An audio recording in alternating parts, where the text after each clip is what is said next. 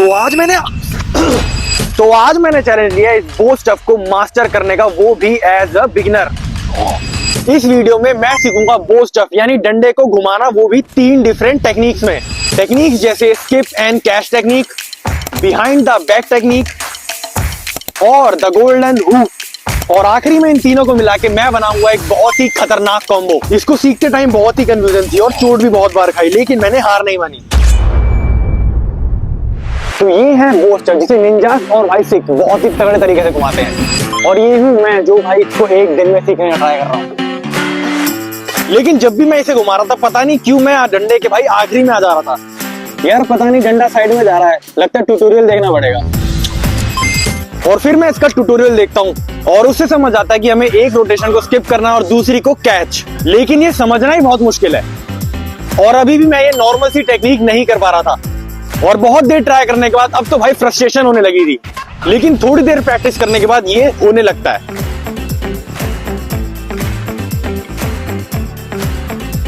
हो रहा है।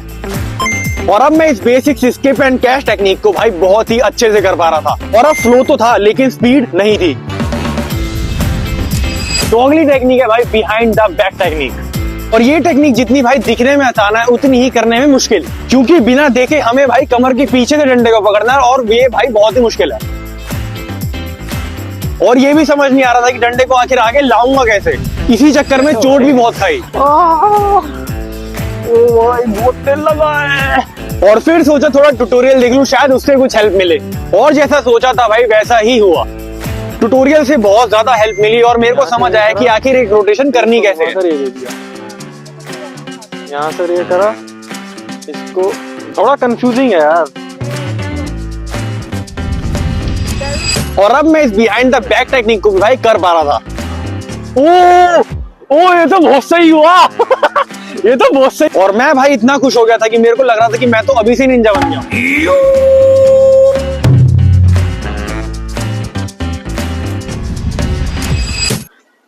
तो अगली टेक्निक है भाई द गोल्डन हुक। और ये टेक्निक अपने नाम की तरह बड़ी अटपटी है भाई, क्योंकि इसकी रोटेशन ही समझ नहीं आती।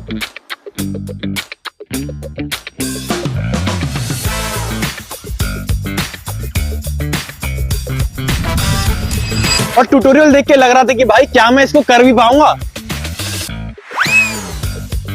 ये तो यार बहुत ही मुश्किल लग रहा है, लेकिन कहते हैं practice makes a man perfect. तो मैं इसकी प्रैक्टिस करने लगता हूं और फिर मैं इसकी प्रैक्टिस करने लगता हूँ। और लेकिन मैंने चोट भी बहुत ज्यादा खाई। हाथ में दर्द हो गया यार घुमा घुमा के। लेकिन मैं सोच चुका था चाहे जितना भी दर्द हो मुझे रुकना नहीं है। अब भाई अपनी स्पीड पे काम करना पड़ेगा, क्योंकि बिना स्पीड के तो भाई डंडा घुमाने में मजा ही नहीं आएगा। लेकिन स्पीड बढ़ाने में दिक्कत बस एक थी कि मेरे हाथ से डंडा बार बार छूटे जा रहा था। स्पीड चाहिए, स्पीड। और लगातार बार बार घुमाने के बाद अब स्पीड नजर आ रही थी। लेकिन द गोल्डन हुक में अभी भी स्पीड लाना काफी ज्यादा मुश्किल हो रहा था, क्योंकि इसकी टेक्निक में इतने ज्यादा ट्विस्ट एंड टर्न्स है कि मेरे को ये घुमाना सीखने में शायद सालों लग सकते हैं। और बिहाइंड द बैक की ट्रेनिंग मैंने भाई बहुत देर करी, तब जाके मेरे को इसमें कहीं स्पीड नजर आई। पहले से तो स्पीड काफी बेहतर हुई है और अब मैं पहले से काफी ज्यादा बेहतर हो चुका था और मेरी प्रैक्टिस के रिजल्ट मुझे नजर आ रहे थे। और गोल्डन हुक में मैंने काफी हद तक स्पीड अचीव कर ली थी। तो अब टाइम है भाई मास्टर कॉम्बो का। लेकिन द मास्टर कॉम्बो में जो सबसे बड़ी दिक्कत थी वो थी भाई ट्रांजिशन बिटवीन द टेक्निक्स, जो कि मेरे लिए नेक्स्ट टू इम्पॉसिबल है, क्योंकि ट्रांजिशन करने से पहले ये डंडा मेरे हाथ से छूट जाता था और अब ये एक इम्पॉसिबल सा टास्क बन गया था। और फिर मैंने इस मास्टर कॉम्बो को भाई सबसे पहले स्लो स्पीड में करने का ट्राई करा। और स्लो स्पीड में मैं इस ट्रांजिशन को बहुत ही अच्छे तरीके से कर पा रहा था। लेकिन फास्ट स्पीड में ये अभी भी बहुत खतरनाक था।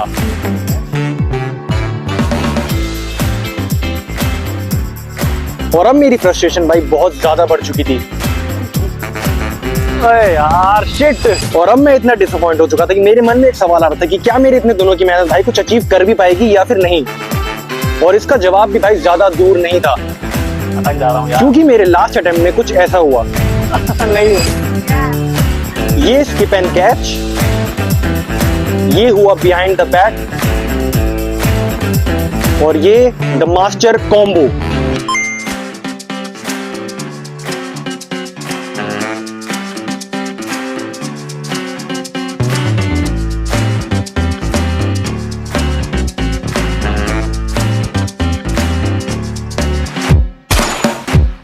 तो भाई मास्टर कॉम्बो तो बहुत ही ज्यादा तगड़ा लग रहा है, और तुम लोग कर दो सब्सक्राइब।